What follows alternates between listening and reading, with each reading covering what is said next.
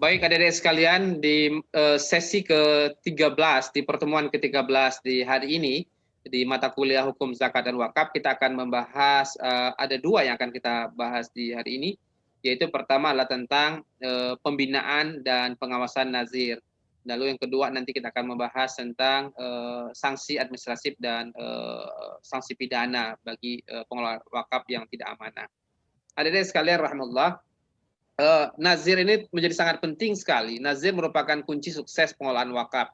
Bahkan kita tahu di Indonesia merupakan jumlah nazir terbesar, terbanyak ya di dunia itu adalah di Indonesia.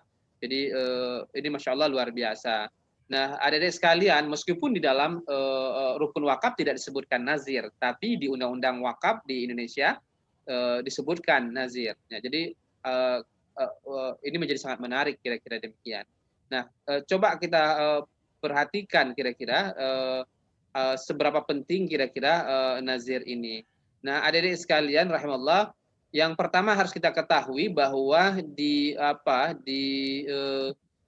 PP ya, ada di PP wakaf ya, ada PP wakaf diatur juga di dalam undang-undang, tapi lebih detail diatur di dalam PP 42 tahun 2006 tentang wakaf ya. Nah, ini menjadi sangat menarik bagi saya. Yang pertama adalah di pasal 53 dikatakan bahwa nazir wakaf itu berhak memperoleh pembinaan dari menteri dan BWI. BWI adalah Badan Wakaf Indonesia. Lalu kemudian yang kedua dikatakan bahwa pembinaan sebagaimana dimaksudkan pada ayat 1 meliputi pertama penyiapan sarana dan prasarana penunjang operasional nazir wakaf, baik itu perseorangan, organisasi dan badan hukum. Nah, sama-sama kita ketahui bahwa di Indonesia itu ada tiga bentuk nazir: perseorangan, organisasi dan badan hukum. Lalu yang kedua, yang B-nya adalah penyusunan regulasi atau pemberian motivasi, pemberian fasilitasi, pengkoreksian pemberdayaan dan pengembangan terhadap harta benda wakaf. Lalu kemudian yang C-nya adalah penyediaan fasilitas proses sertifikasi wakaf. Lalu penyiapan dan pengadaan belangko-belangko AIW.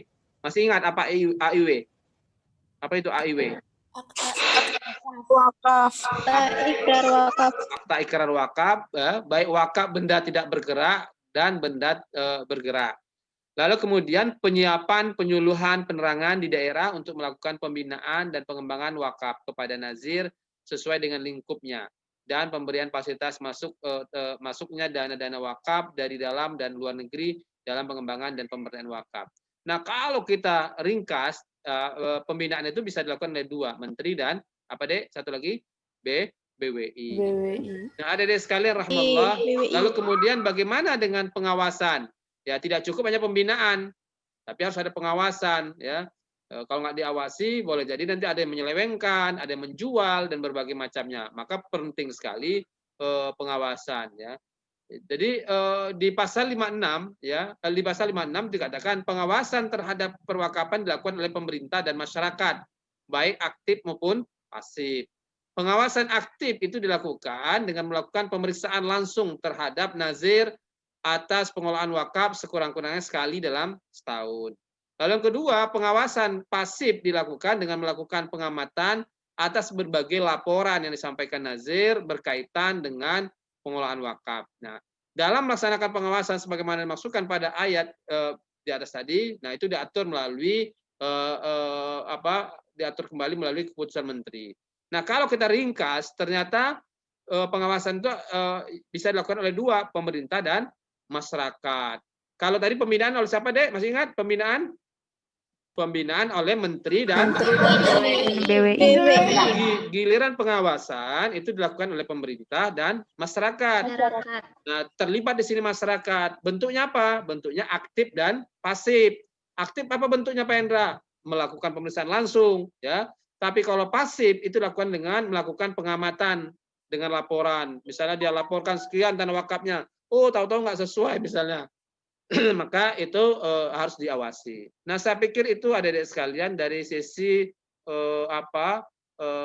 pengawasan ya dan pembinaan harta wakaf. Nah, kita bisa lihat aslinya, bentuk aslinya di undang-undang atau di PP wakaf kita. Nah, adik-adik bisa lihat ya. Nah, ini di PP wakaf kita. Ini di PP wakaf 42 tahun 2006 dikatakan nazir wakaf berhak memperoleh pembinaan dari Menteri dan BWI. Nah, tapi kalau kita teruskan tadi ini kita Pak Indra sudah baca yang ini, lalu kemudian, nah dalam melaksanakan pembinaan sebagaimana masukan dalam pasal 53 ayat 1, pemerintah memperhatikan saran dan pertimbangan MUI sesuai dengan tingkatnya. Jadi ada keterlibatan MUI juga di sini, Majelis Ulama Indonesia. Lalu pembinaan terhadap nazir wajib dilakukan sekurang-kurangnya sekali dalam setahun. Nah, kerjasama dengan pihak ketiga dalam rangka pembinaan terhadap kegiatan perwakafan Indonesia dapat dilakukan dalam bentuk penelitian, pelatihan, seminar, ya maupun kegiatan lainnya. Dan saya pikir ini bisa dilakukan juga dengan kampus, dengan IKI ya.